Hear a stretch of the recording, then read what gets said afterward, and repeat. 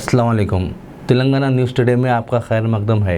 मैं फैयाज़ अहमद ख़ान आज की पहर ऑर्गेनाइजेशन और लायंस क्लब चांदमारी की जानिब से 75वीं यौम आज़ादी के मौके पर नया पुल पर एक शानदार रैली मुनक़िद की गई। इस 1 किलोमीटर तवील तिरंगा को स्कूल और कॉलेज के तलबा थामे हुए थे।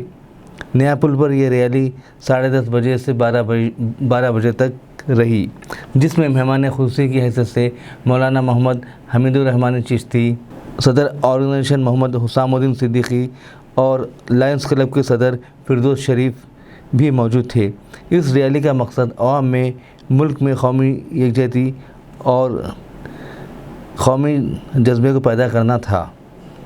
जनाब अफान खादरी सेक्रेटरी ने इस रैली की निगरानी की। इस मौके पर तलबा और तालिबात ने कौमी तराना पेश किया।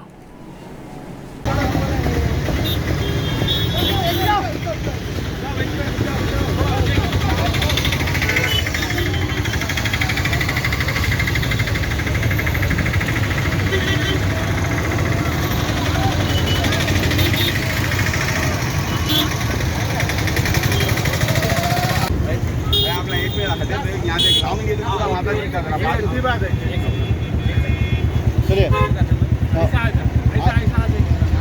ऐसा भाई, ऐसा आ जाओ ना, लाइन से पूरे आ जाओ।